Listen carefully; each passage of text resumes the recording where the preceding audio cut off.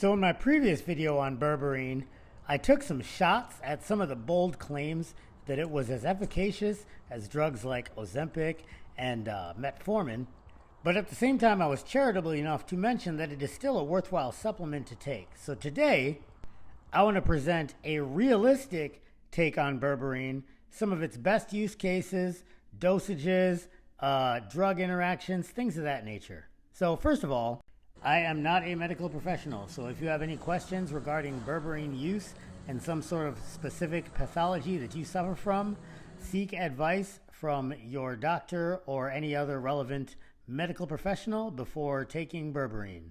Moving on. So if you missed the last video I did on berberine, just to rehash, berberine is an alkaloid that's been used in Ayurvedic and Chinese medicine for actually centuries now, even thousands of years.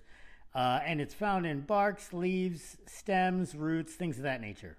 So let's move past some of the kind of outlandish claims about its drug-like effects and treat it like what it is, a pretty decent supplement, and talk about some of the reasons why you may wish to add berberine to your supplement retinue. Berberine does a couple of things well to various degrees of efficacy in healthy populations. The first of which is improve blood lipid profiles. This is one of those things that a lot of people, even if they're kind of doing everything else right, they might just have a genetic proclivity towards worse lipid profiles. You can affect this, to a large degree with diet and exercise, but supplements like berberine can sort of help give you that extra little bump to see if the situation resolves itself before you make the decision to hop on prescription medication. And to be clear, this is long before this particular health marker becomes a serious concern. If it is already, you might just want to consult a healthcare professional and skip the berberine. Next thing it can help with is inflammation, particularly the chronic kind.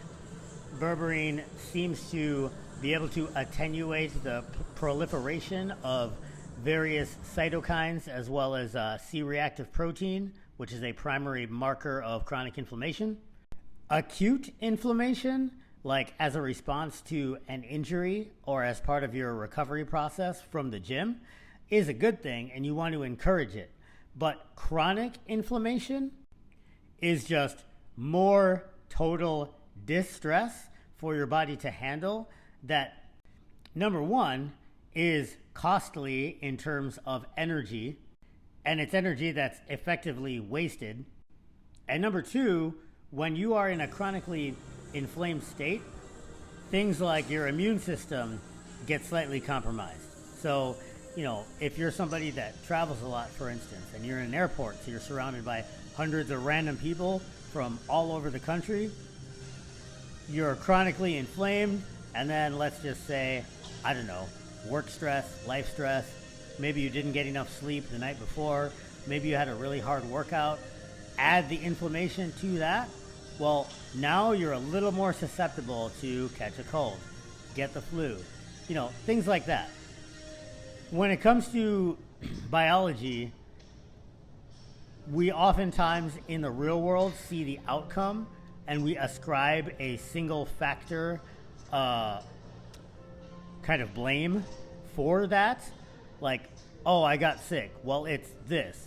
Well, it might have been that as the final catalyst.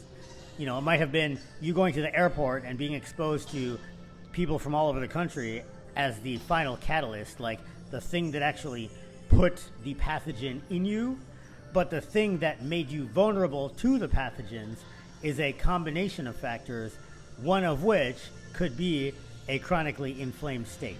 So, all that to say, chronic inflammation is not something that you want in large amounts for a meaningful period of time.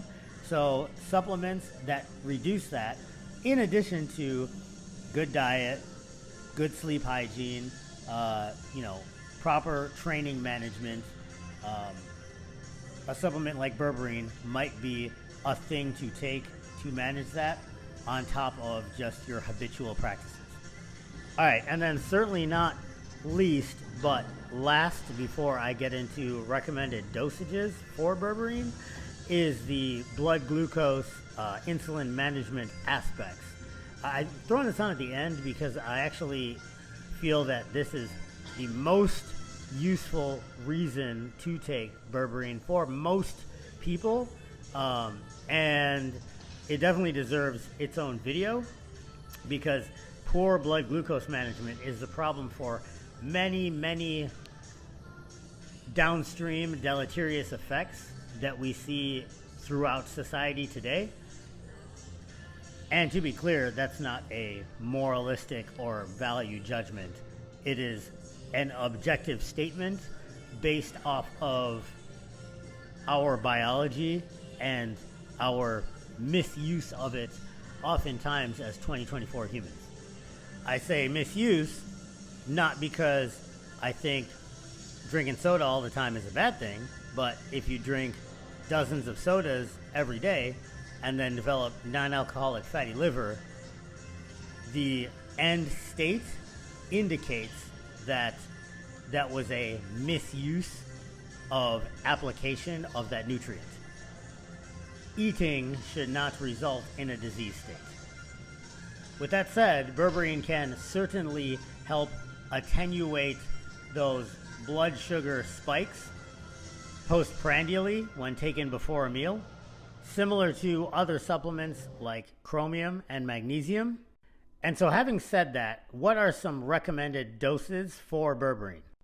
The literature as well as anecdote seem to indicate on the low end 300 milligrams a day and on the high end 3 grams a day.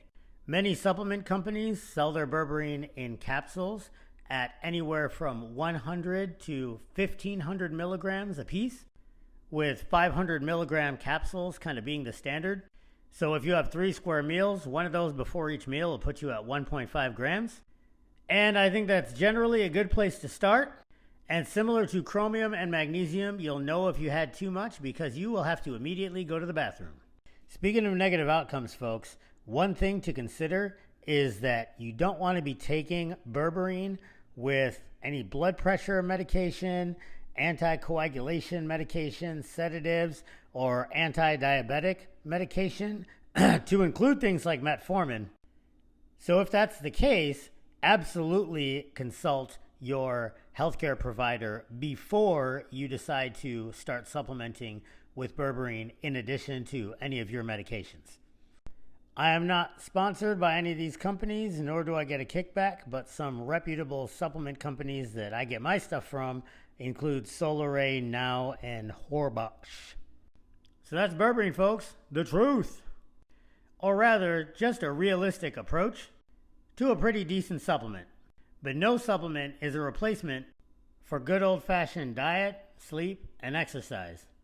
And like diet, sleep, and exercise, for your supplements to work, you have to be consistent with how you take them so you can stay in the fight. Thanks for watching.